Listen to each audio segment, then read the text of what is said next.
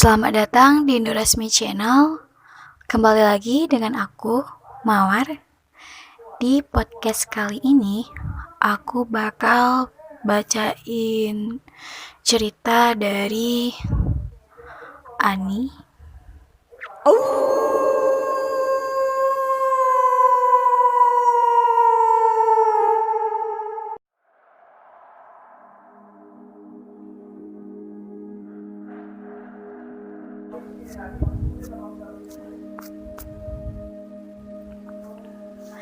Nah, jadi lokasinya di asrama. Jadi asrama itu baru dibangun 4 lantai. Terus selesainya ketika aku udah kelas 3. Jadi aku dan teman-teman masih sempat lah menikmati fasilitas asrama 4 lantai. Jadi awalnya tuh udah ada cerita kalau misalkan salah satu pekerja asrama itu meninggal. Bukan misalnya lagi sih. Maksudnya ada salah satu pekerja asrama itu meninggal dan meninggalkan sendalnya di bangunan itu. Jadi aku nggak tahu persis ya, cuma kata anak asrama cowok sendalnya itu tertimbun di runtuhan. Dan pernah juga dengar ceritanya waktu asrama itu belum ditempati dan udah jadi 4 lantai, belum dicat dan belum di keran juga, dikasih keran air. Nah, jadi kan waktu itu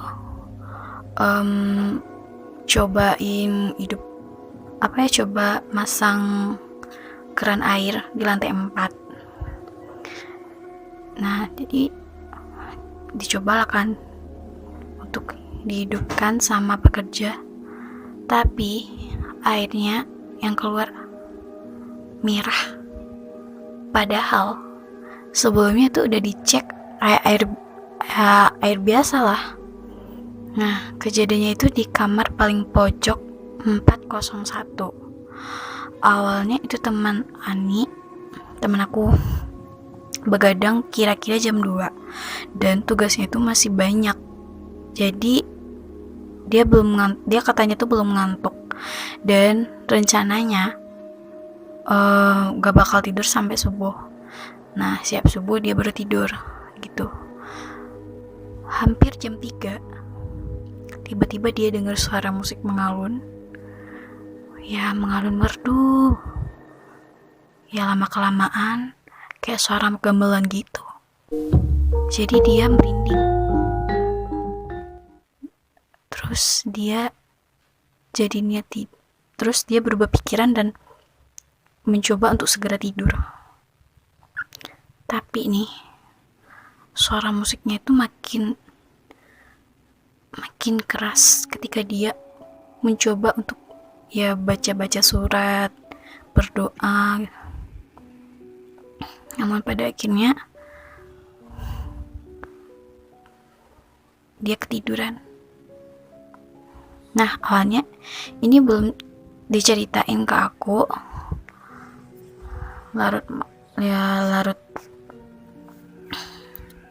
Awalnya, lalu malam berikutnya tuh ketika aku tidur cepat. Nah,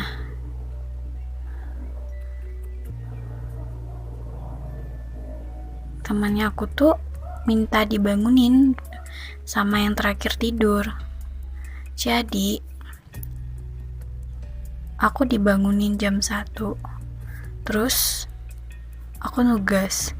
Sebenarnya itu aku lagi nyari inspirasi cerita, makanya pengen hening gitu di dalam keadaan hening lah, itu malam-malam gak ada suara-suara yang ganggu. Tahu-taunya lagi asyik mikir, tiba-tiba ada suara kaki. Awalnya nyantai karena mikir itu suara kaki anak asrama kan, banyak nih anak asrama, mungkin mereka keluar ada urusan, mikirnya sih gitu. Dan mau ke kamar mandi juga. Baru ingat kalau aku tuh baru ingat kalau kamar mandi itu udah di kamar masing-masing. Terus lanjut mikir buat bikin cerita. Tiba-tiba tuh suara langkah kaki makin keras. Dan itu emang mau mengarah ke depan pintu kamar. Terus aku coba lihat arah pintu, siapa yang datang malam-malam gini kan.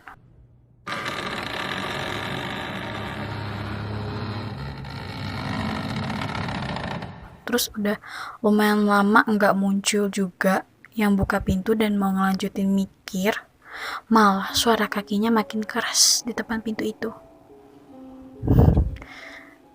Dan ada suara musik gamelannya.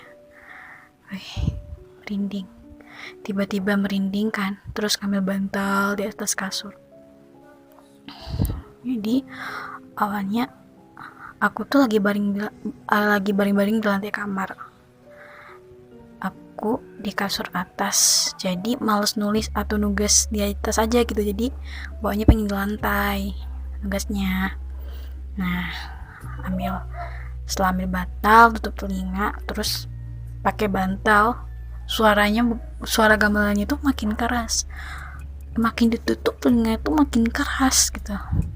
Dan aku udah coba mikir tenang gitu, nggak coba mikir yang aneh-aneh lah. Nah, tiba-tiba aku ketiduran di lantai kamar tuh. Paginya aku dibangunin sama teman. Terus dia nanya, kok tidur di lantai? Ya aku jawab lah, ketiduran. Teman-teman sih percaya, ya percaya aja gitu. Nah, malam ketiganya ini dialami sama teman aku yang lumayan blak-blakan lah orangnya, namanya Ella. Jadi malam itu dia juga ada dengar suara langkah kaki dan musik gamelan gitu. Dia cerita ke aku ketika siang. Terus aku nyahut, kemarin malam aku ketiduran di lantai. Aku juga dengar begituan gitu, makanya ketiduran aja tuh di lantai. Dan teman aku yang awal pertama kali juga bilang dia juga mendengarkan hal yang sama. Jadi kami heran kok bisa barengan ya 3 malam terakhir berturut-turut gitu. Ya aku tanya sama teman aku, ya anggap aja namanya D, si D. Nah, dia nggak dengar katanya. Ya jadi anggap angin lalu aja gitu. Kebetulan dan di malam keempat itu teman aku si D itu tidur dari habis maghrib karena dia nggak sholat kan. Terus dia nggak bisa dibangunin buat belajar. Nah, siap isya nggak bisa dibangunin, padahal besok tuh ada ulangan harian. Terus aku bilang, entaran aja bangunin dia jam 10 atau jam 11-an. Nah ya, kami belajar bareng kan, dan udah selesai jam 11-an. Ya, kami tuh udah ngantuk. Ya, jadi kami tidur. Untungnya teman aku si D ini bisa dibangunin biar dia belajar. Terus dia belajar sendirian. Ya lumayan lama sih, sampai jam 3. Tapi aku dan teman-teman yang lain juga nemenin. Dan si teman aku Ella tuh udah tidur di lantai. Kalau yang satu lagi dia tidur di kasur. Jadi tidur di kasurnya aja. Kalau si C kasurnya di atas sama dengan aku. Jadi jam 3 pas dia dengar suara bilang, tidur lagi deh, kata suara itu. Terus dia mikir itu suara Ani. Terus dia mikir itu suara aku karena mirip kan. Dia jawab iya gitu. Berhenti dulu, bentar, aku merinding. Sumpah ini beneran merinding. Oke, lanjut. Tapi pas dia lihat ke arah aku tidur. Ya, aku tidur pulas kan. Terus dia jadi heran. dan keinget cerita aku tadi siang tentang 3 malam terakhir. Dia jadi takut dan dia mencoba mendekat ke arah aku dan teman-teman yang lainnya. Jadi mencoba tenang sambil tiduran juga, terus udah aman rasanya.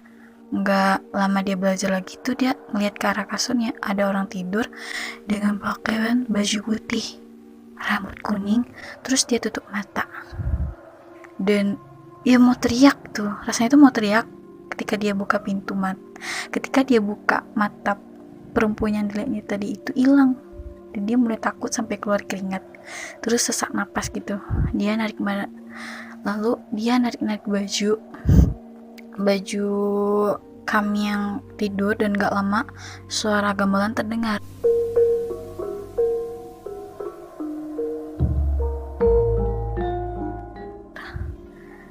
Makin keras gitu.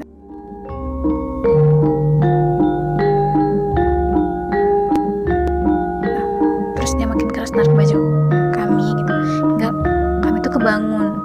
Dan ketika kami bangun, suara gamelan itu pun mati atau ngilang. Ya, ketakutan dan nangis gitulah di depan kami, heran gitu. Dan nanyain, kenapa sih dia gitu? Kenapa dia cuma sesak nafas gitu dan gak kuat bicara? Terus kami bangunin teman-teman yang lain gitu buat nenangin si D. Dan jam 4-an lah. Dan gak lama kemudian si D itu udah bisa bicara. Terus dia bilang semua yang dia lihat dan dia dengar. Ya, kami jadi merinding gitu. Dan gak lama udah subuh aja. Terus kami sholat subuh di masjid gitu. Sampai subuh kami samperin ibu asrama buat pindah kamar. Cuma kami gak cerita kejadian kami itu gitu. Kami cuma bilang ada kejadian bu, kami takut mungkin dengan rumah kamar kami bisa tenang. Terus kami gak tahu salah apa kami, hingga masing-masing kami ngalamin kejadian itu gitu. Dan di sekolah ada anak yang cerita tentang kejadian pekerja dulu yang meninggal. Dia memang jatuh dari lantai 4 pojok ke arah kamar kami, dan dia orang Jawa. Bentar deh, merinding. Seriusan ini merinding. Oke, lanjutin. Dan teman Jawa aku nyahut kalau misal jangan ngomongin yang aneh-aneh deh. Karena kemarin baru tanggal 30 September. Horor loh, karena lingkungan sekolah kita nih bekas penjajahan 30 SPKI. Jadi kami langsung saling natap muka deh. Dan saat natap muka kan 30 September itu kemarin. Malam tepatnya dia ngalamin kejadian itu terakhir kali dari antara kami, dan itu yang paling ngeri karena dia ngelihat, sedangkan kami hanya dia ngelihat sosok makhluk halus dan aku cuma dengerin yang aneh-aneh aja gitu, aku dan teman-teman yang lainnya. Oke, beneran fix kejadian ini emang bikin aku merinding. Dari semua peristiwa yang aku ceritain, ini beneran merinding. Oke, mungkin pesan yang dapat kita ambil dari kejadiannya Ani, yaitu ya intinya gini, setiap kita manusia dan makhluk gaib itu hidup berdampingan dan sudah punya waktunya masing-masing gitu. Jadi intinya ketika kamu ada waktu buat ngerjain tugas di siang hari, ya dikerjakan gitu. Tapi kalau memang ada keperluan yang mendesak untuk ngerjain tugas di malam hari, ya intinya ya tetap jaga jangan sendiri-sendiri gitu. Intinya tetap jaga tapi jangan sendiri. Begadangnya ya usahain ada temen yang nemenin, karena kita kan gak bakal tahu gitu. Ini asrama loh, kalau setiap gedung pasti punya makhluk halus. Bukan punya sih, emang pasti ada yang nempetin gitu. Jadi lebih baik berhati-hati lagi gitu. Dan juga jangan keseringan bergadang, karena begadang itu gak baik. Udah deh, mungkin kalau dari aku itu sih lebih ke karena itu bukan perjalanan kita lagi gitu, udah waktunya perjalanan makhluk halus gitu. Jadi bagaimanapun gitu, ya udah lebih berhati-hati aja deh kemudian hari. Itu sih dari aku. Semoga teman-teman yang dengerin podcast Indorasmi Channel bisa mengambil hikmah dari peristiwanya yang dialami Ani. Oke, sekian dulu dari aku, Mahwar. Semoga di podcast selanjutnya bertemu dengan aku. Oke, see you.